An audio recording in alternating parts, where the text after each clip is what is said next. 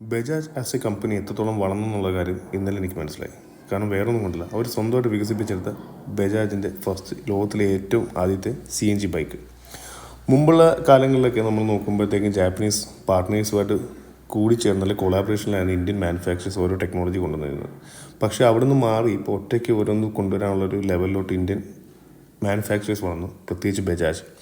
എനിക്ക് ഫ്രീഡം CNGക്കകത്ത് ഏറ്റവും വലിയ ഇഷ്ടപ്പെട്ട ഒരു കാര്യം എന്ന് വെച്ചാൽ CNG എങ്ങനെ ഈ ബൈക്ക് കൊണ്ടുവന്നു ഞാൻ പലപ്പോഴും ആലോചിച്ചിട്ടുള്ള കാര്യമാണ്. നമ്മുടെ ആൾട്ടോയ്ക്കകത്ത് പോലും CNG കിറ്റ് കൊണ്ടുവരുന്നത് ഭയങ്കര ഹെഫ്റ്റിക്കായിട്ടുള്ള കാര്യമാണ്. കാരണം ഒന്നാമത്തെ കാര്യം ഡിക്കി സ്പേസ് പോകും, പിന്നെ രണ്ടാമത്തെ കാര്യം എന്ന് വെച്ചാൽ ഷോക്കിൻ്റെ തേയ്മാനം കൂടും, ബാക്ക് ഷോക്ക്. കാരണം നല്ല വെയിറ്റാണ് ഈ CNG കിറ്റ് അല്ല CNG ടാങ്കിന് വരുന്നത്.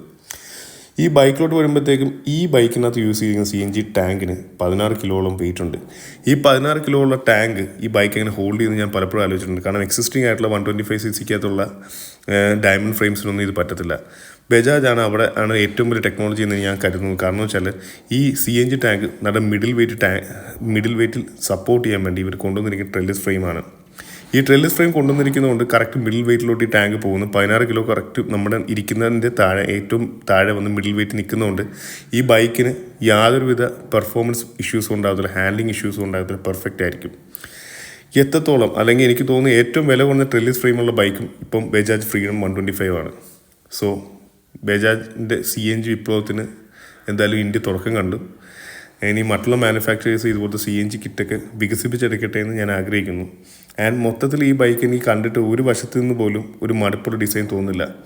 ആകപ്പാടെ എനിക്ക് ചെറിയ ലെറ്റ് ഡൗൺ ഉള്ളതെന്ന് വെച്ചാൽ 16 ഇഞ്ചിൻ്റെ റിയൽ വീൽസാണ്, ഫ്രണ്ട് 17 ഇഞ്ച്. അതിൻ്റെ ഒരു ചെറിയ സ്റ്റെബിലിറ്റി കുറവ് വണ്ടിക്ക് ഉണ്ടാവും എന്നെനിക്ക് തോന്നുന്നു. എന്നാലും ട്രെല്ലിസ് ഫ്രെയിം ആയതുകൊണ്ട് അത് വലിയ കാര്യമായി ബാധിക്കും തോന്നുന്നില്ല.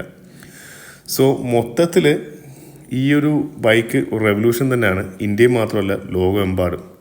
ആൻഡ് യൂസ് ചെയ്തിരിക്കുന്ന ടെക്നോളജീസൊക്കെ സൂപ്പറാണ്, ബ്ലൂടൂത്ത് കണക്ടിവിറ്റി എല്ലാം. പിന്നെ ഏറ്റവും എടുത്തു പറയേണ്ട കാര്യം എന്ന് വെച്ചാൽ ഇതിൻ്റെ വിലയാണ്. 95,000 രൂപയാണ് ഡ്രം വേരിയൻറ്റ് വരുന്നത് വിത്ത് നോർമൽ ഹാലോജൻ ബൾബ്. പിന്നെ 1,05,000 രൂപയ്ക്ക് LED ബൾബും ഡ്രമ്മും കൂടെ. 1,10,000 രൂപയ്ക്ക് എക്സ്ഷോറൂമാണ് സംസാരിക്കുന്നത്, LED ബൾബും ഡിസ്കും കൂടെയുള്ള വേരിയൻറ്റ്. സോ ഓൾമോസ്റ്റ് ഇപ്പോൾ ബജാജ് ക്ലെയിം ചെയ്യുന്നതെന്ന് വെച്ചാൽ 82 രൂപയ്ക്ക് 105 കിലോമീറ്ററാണ് മൈലേജ്. ടെസ്റ്റിനകത്ത് 115